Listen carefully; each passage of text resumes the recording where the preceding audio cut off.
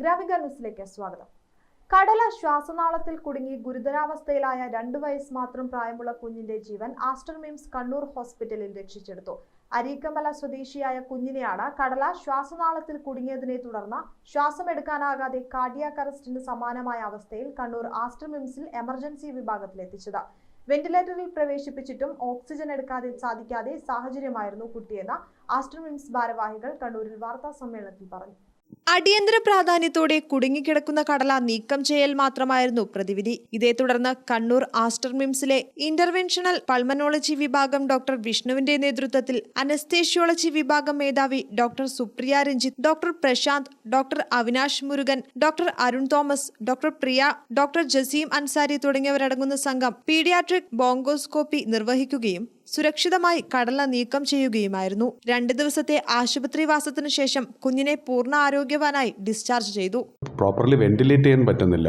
അപ്പോൾ പുറത്തേത്തെ ഹോസ്പിറ്റലിലൊക്കെ കുട്ടിക്കൊരു lung infection ആണെന്നുള്ളൊരു ഭാഗമായിട്ടുള്ള ട്രീറ്റ്മെൻറ്റാണ് കൊടുത്തിരിക്കുന്നത്. പക്ഷേ അങ്ങനത്തെ ഒരു കണ്ടീഷനെ ഞങ്ങൾക്ക് തോന്നുന്നേ ഇല്ല. വെച്ചാൽ ഞങ്ങൾക്ക് വെന്റിലേറ്ററിൽ കണക്ട് ചെയ്യാൻ പറ്റുന്നില്ല, വെന്റിലേറ്ററിൽ ഓക്സിജൻ ഇത് മെയിൻറ്റെയിൻ ആകുന്നുമില്ല.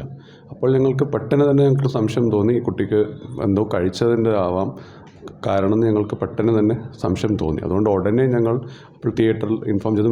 അനസ്തീഷ്യ ഡിപ്പാർട്ട്മെൻറ്റിനെ ഞങ്ങൾ ഉടനെ ഇൻഫോം ചെയ്തു, പൾമനോളജി ഡോക്ടറിനെ ഇൻഫോം ചെയ്തു.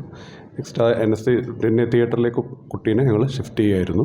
നമ്മൾ ആ ഒരു കണ്ടീഷനിൽ തന്നെ നമുക്ക് എന്താ വെച്ചാൽ ചെറിയ ട്രക്കിയാണ്, അതായത് നമ്മുടെയൊക്കെ അഡൾട്ടിൻ്റെയൊക്കെ ഒരു 25 മില്ലിമീറ്റർ അത്രയൊക്കെ ഉണ്ടാവും അതിൻ്റെ വ്യാസം. കുട്ടിക്ക് ഒരു 6 മില്ലിമീറ്ററൊക്കെ കാണും. അതിനകത്ത് നമ്മൾ 4 മില്ലിമീറ്റർ സൈസുള്ളൊരു ട്യൂബ് ഇട്ടിട്ട് അതുവഴിയാണ് വെന്റിലേറ്റ് ചെയ്യുന്നത്.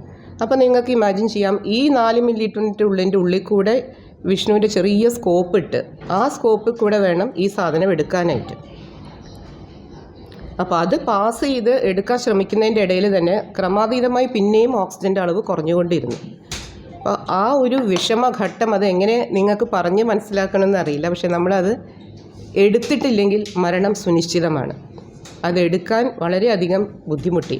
അപ്പോൾ അത് ഒരു സൈഡിൽ മാത്രമല്ല, നമ്മൾ പിന്നെ നോക്കുമ്പോൾ 2 സൈഡിലുണ്ടായിരുന്നു. അതുകൊണ്ടായിരിക്കണം 2 സൈഡിലും എയർ എൻട്രി ഇല്ലാത്തതും 2 ലങ്ങിനും വർക്ക് ചെയ്യാൻ പറ്റാത്തതുകൊണ്ടായിരിക്കണം കുട്ടി ഇത്രയും മോശം അവസ്ഥയിൽ എത്തിയത്.